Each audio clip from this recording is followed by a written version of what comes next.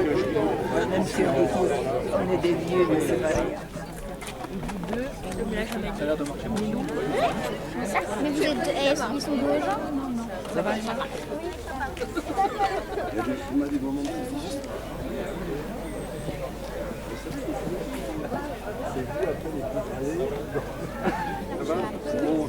Pas très calme. Je peux faire lequel? Mais là, on est trois. Non, pas forcément. Mais cette année, on en a. Bonjour à toutes, bonjour à tous. Je vous présente le maître de cérémonie, le docteur Enzo Manfredi, capitaine de réserve de l'armée française, médecin otorino-laryngologiste et chirurgien cervico-facial, conseiller municipal de la mairie de Sens. Merci, monsieur le maire. Mesdames, messieurs, bonjour. Nous allons commencer la cérémonie. Nous tenons à remercier chaleureusement les personnalités présentes qui se sont déplacées pour cette commémoration du 8 mai 2023. Monsieur le maire honoraire Jean-Claude Gendreneau, les sapeurs-pompiers de la 23e compagnie, commandés par l'adjudant-chef, chef de centre, monsieur Bévan Xavier, la police municipale intercommunale maintenant, la Croix-Rouge, les deux urgentistes de la Croix-Rouge française, notre porte-drapeau Johan Savary, notre président de la SAC, M. Bernard Chevillon, notre président de l'association citoyenne de prévention du plateau Brigard, Alexandre Wolanski, et le conseil municipal des enfants, Léna, Agathe, Milan, Axel, Trévis, Lilou, Deya, Emma. Merci aux élus, aux Santenoises et aux Santenois de votre présence. Ouvrez le banc.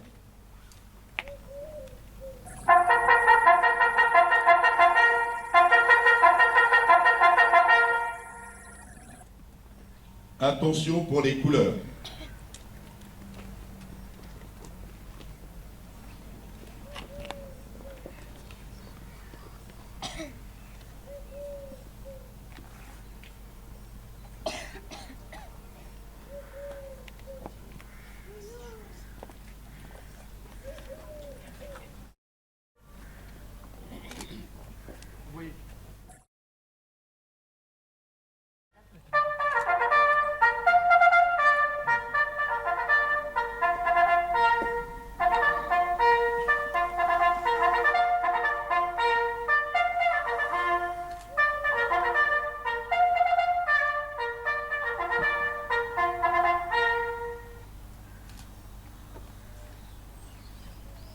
J'invite monsieur le maire Vincent Bedu à venir au pupitre.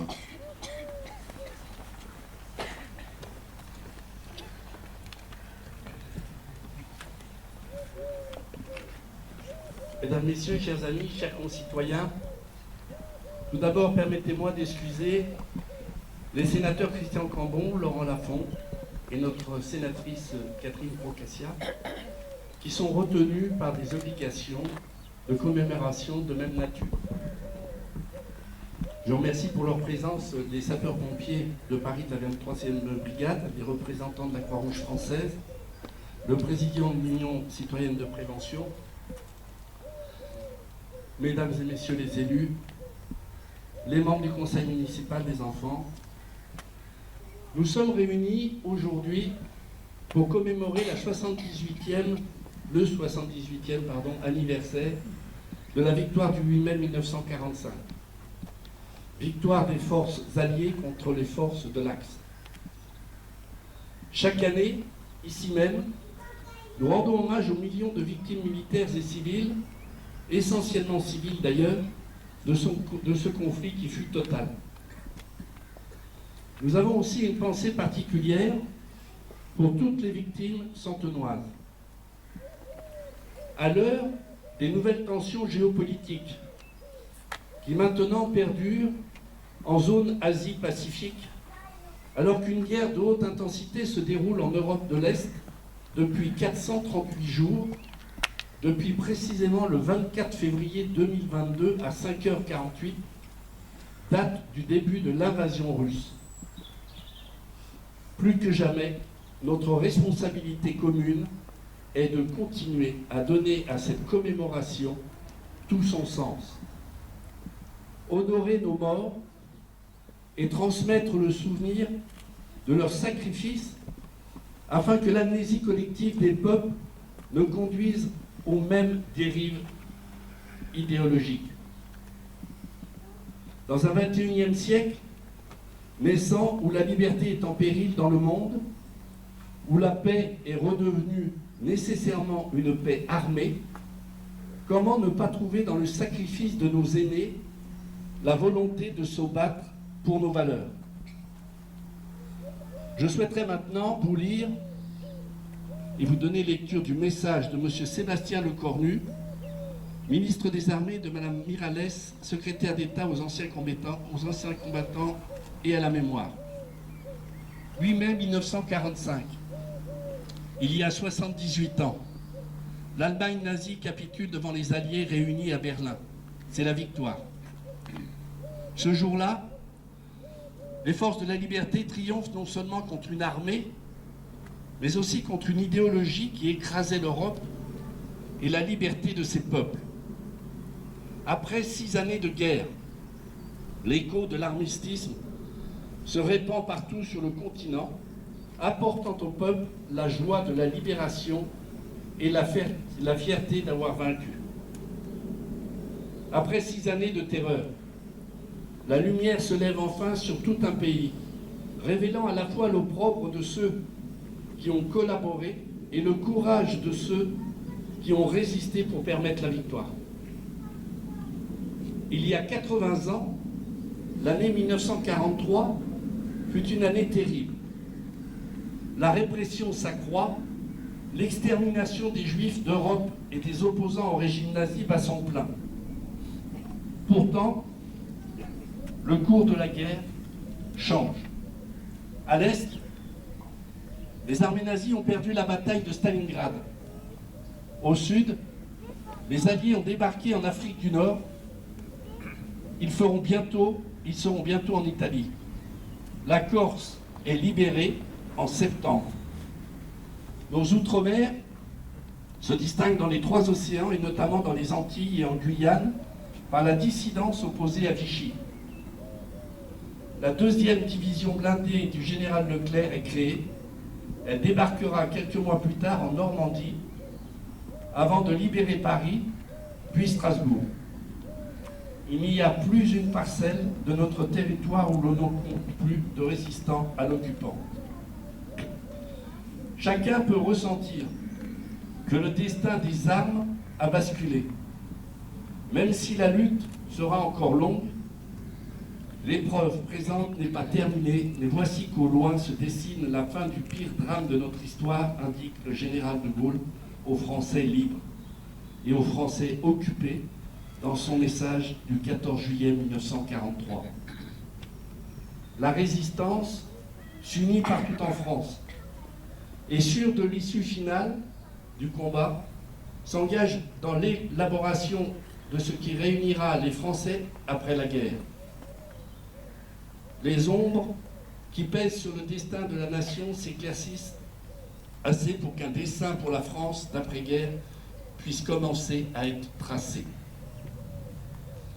Avec la fin du conflit apparaissent de nouveaux défis pour reconstruire l'Europe, pour renouer avec la démocratie et pour soutenir nos soldats qui poursuivent le combat dans une guerre qui n'est pas encore achevée en Asie.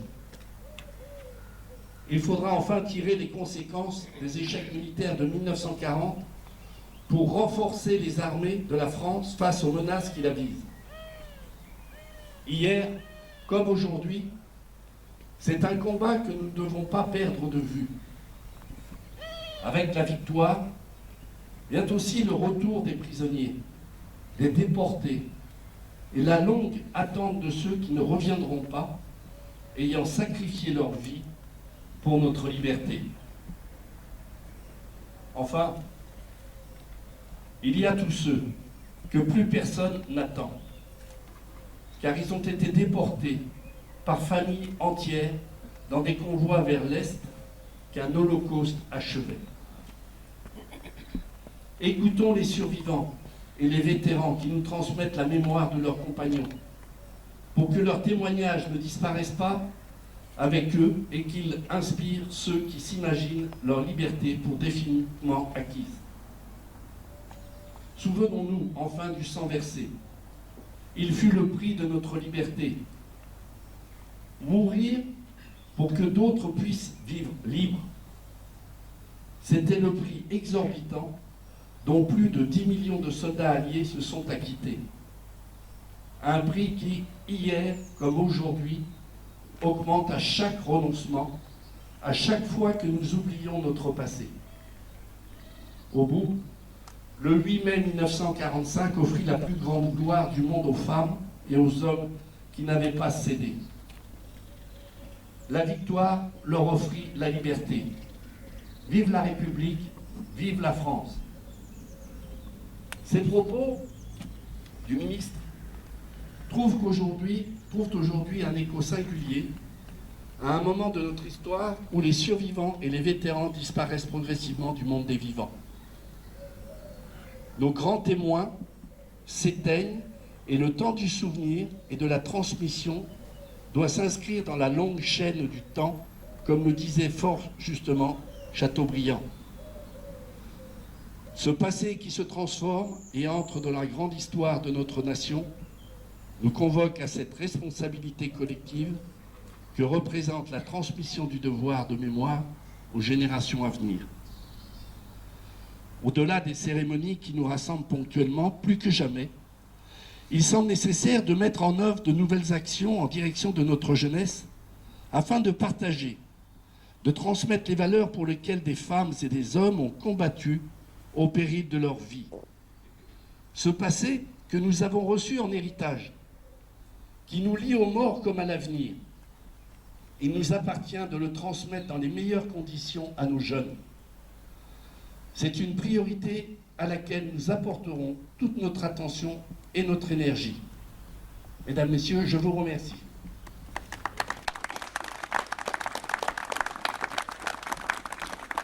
Nous allons maintenant procéder au dépôt des gerbes. J'invite l'association des anciens combattants de la SAC à déposer sa gerbe.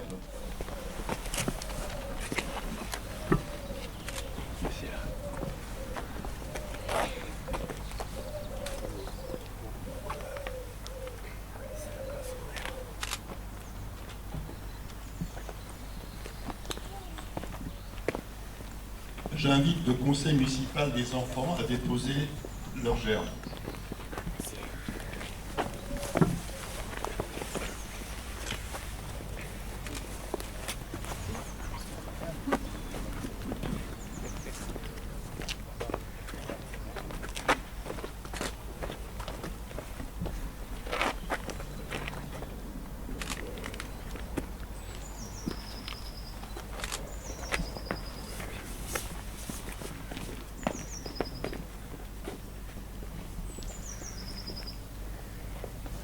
J'invite Monsieur le maire de la commune, Vincent Bedu, et ses élus, ainsi que notre maire honoraire, Monsieur Jean Dronot, à déposer leur gerbe.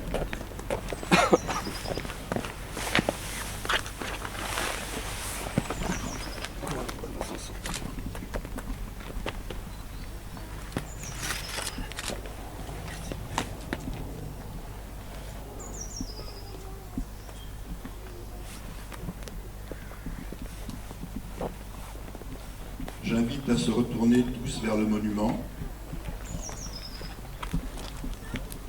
Aux morts.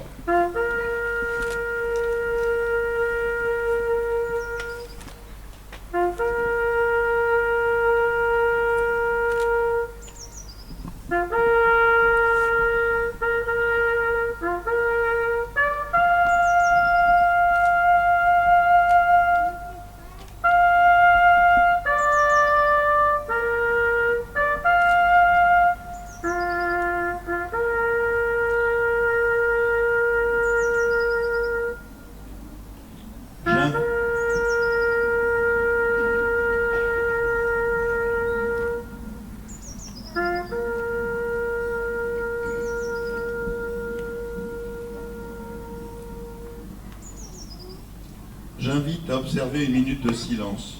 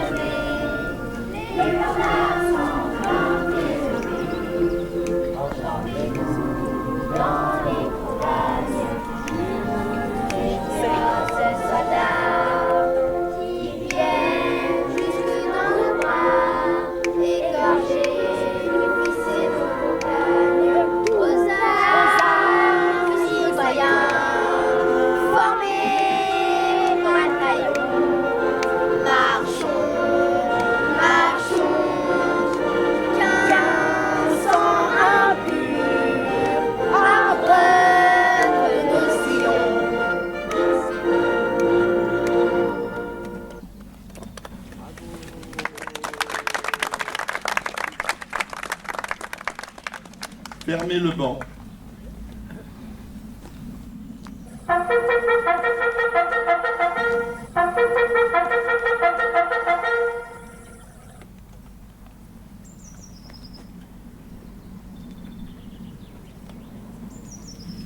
Monsieur et Madame les élus, nous allons remercier notre porte-drapeau.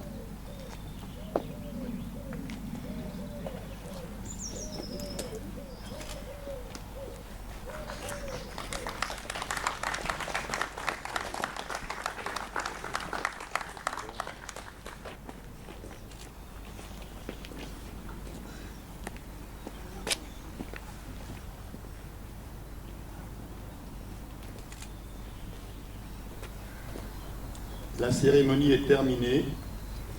Je repasse la parole à notre maire. Bien, je vous remercie d'avoir été nombreux à assister à cette cérémonie. Je crois que nous pouvons remercier le conseil municipal des enfants qui ont appris la Marseillaise et qui nous l'ont très bien chanté. Merci les enfants.